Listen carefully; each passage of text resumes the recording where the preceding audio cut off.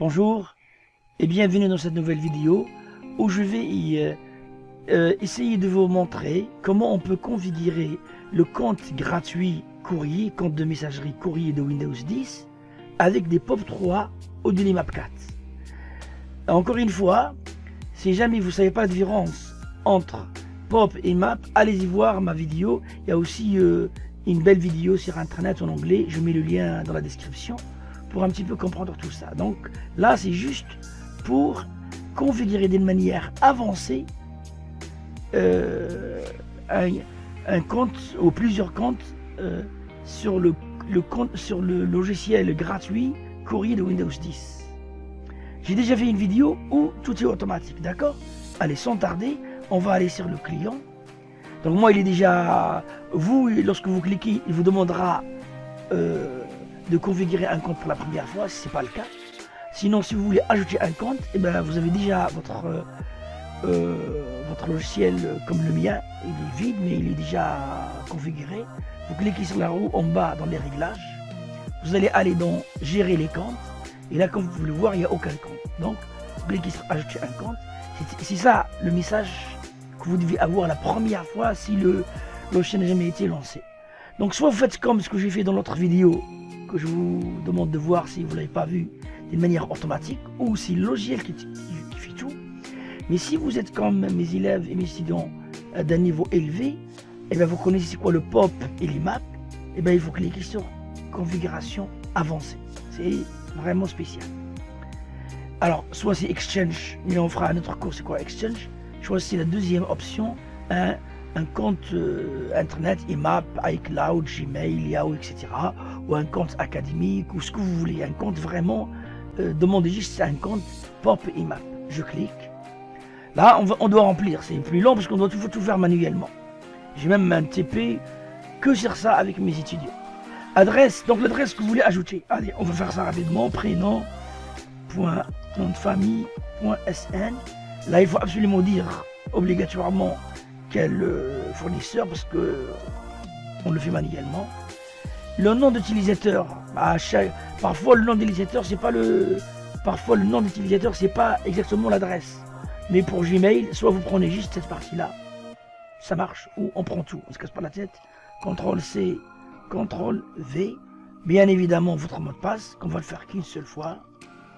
Voilà, il ne faut pas se tromper. Le nom de votre compte, comment vous allez l'appeler? Eh bien, c'est un nom que vous pouvez changer après. Je vais l'appeler mon compte pro Gmail. Chaque élève, chaque étudiant, il ajoute un message ici pour lui. C'est très important ici. Quel sera le nom qui va s'afficher aux gens? Rappelez-vous ce que j'avais expliqué dans ma vidéo, comment paramétrer votre compte avec Webmail. Donc j'écris mon prénom, P en majuscule, mon nom de famille. Bien sûr, vous pouvez le modifier après. C'est là où ça se complique un petit peu, le courrier entrant et le courrier sortant. Donc il faut faire un choix, IMAP ou POP. Alors en gros, si vous ne partagez pas votre compte et que vous voulez et que vous avez plusieurs comptes, de type smartphone, un ordinateur portable, moi je vous conseille l'IMAP. Par contre, si vous voulez avoir les emails une copie et que le serveur ne sera pas touché, vous prenez le POP. Et surtout, lorsque vous partagez la boîte avec quelqu'un d'autre. J'ai déjà fait une vidéo là-dessus, je vous conseille d'aller la voir. Donc vraiment, renseignez-vous là-dessus. Par défaut, il faut faire les MAP 4, c'est beaucoup mieux. D'accord? Voilà, on fait IMAP 4. Au POP, c'est comme vous voulez. Et donc là, il nous faut les paramètres. Courrier entrant, courrier sortant. Là, il faut absolument aller chercher sur Internet quels sont ces paramètres. Généralement, c'est donné par votre opérateur. Moi, j'ai déjà fait une petite recherche chez Microsoft Office. Je mets juste bêtement POP, IMAP, IMAP, courrier, Windows 10. Voilà, Windows 10, il y a déjà beaucoup de gens qui ont cherché ça. Là, je tombe sur la première, chez Microsoft.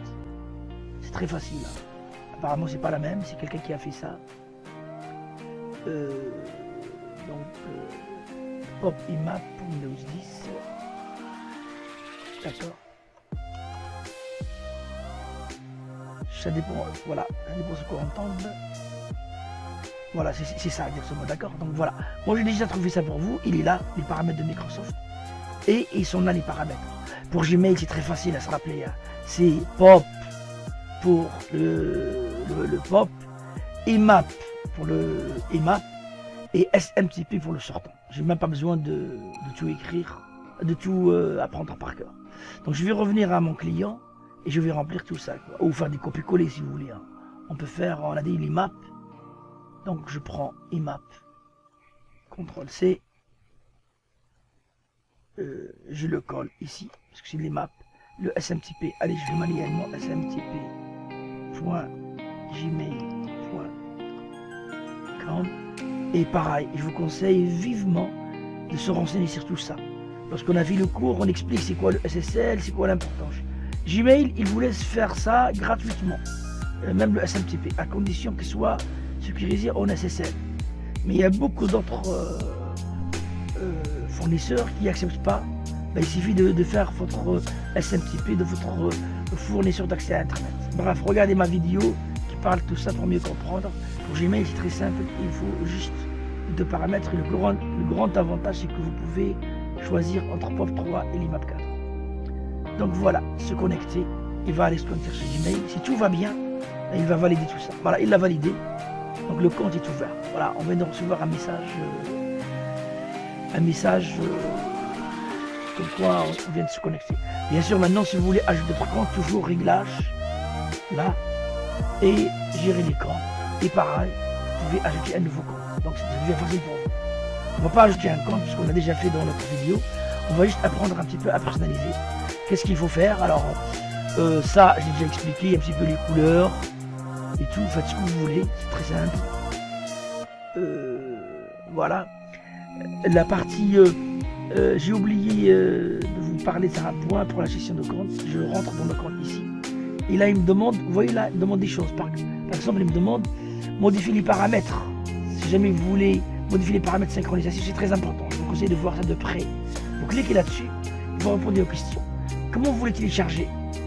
Moi, à mon avis, il faut le faire au fur et à mesure que les éléments arrivent. Donc chaque fois qu'un message arrive, il vient automatiquement. Donc si votre ordinateur est ouvert, si votre laptop est ouvert, donc il va télécharger chaque fois que le message arrive. C'est pas comme le webmail, il faut aller se connecter, etc. Non. Deux, qu'est-ce que vous voulez télécharger? C'est à vous de voir, mais moi j'ai dit à tout moment, tout. Faites attention, très dangereux, entre parenthèses. Si vous êtes en pop et vous demandez de télécharger, et bien il risque, généralement pour modifier ça, il risque de tout télécharger de votre serveur. Lorsque vous allez revenir dans le webmail, là, il va tout effacer. Donc faites vraiment attention. D'accord? Rappelez-vous, on avait de l'IMAP, ça veut dire que si j'efface ici, ça va s'effacer de l'autre côté. Ça, c'est ça l'avantage ou l'inconvénient de l'IMAP, c'est à vous de voir. Donc je reviens ici. Et je peux modifier les paramètres qu'on avait déjà fait auparavant, les maps, le mop et le pop, etc. Je termine. Donc, enregistrer. Vous avez remarqué là, je l'ai effacé ici. Eh ben, c'est comme si, imaginez que vous l'avez effacé sur votre smartphone. Et ben, en arrivant à la maison, ben, il sera déjà effacé parce que c'est de les maps. Gardez-le en tête. Si vous voulez pas qu'il s'efface, il faut choisir le pop. On revient dans les personnalisation. Donc il faut surtout pas oublier, c'est important, de modifier la signature.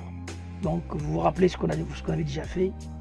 Donc voilà, la signature, il faut changer la signature par défaut. Pareil, je vous rappelle qu'il faut tout simplement, je l'ai déjà expliqué plusieurs fois, si vous l'avez déjà fait dans votre compte directement Gmail par webmail, vous allez aller dans paramètres et vous allez aller tout en bas.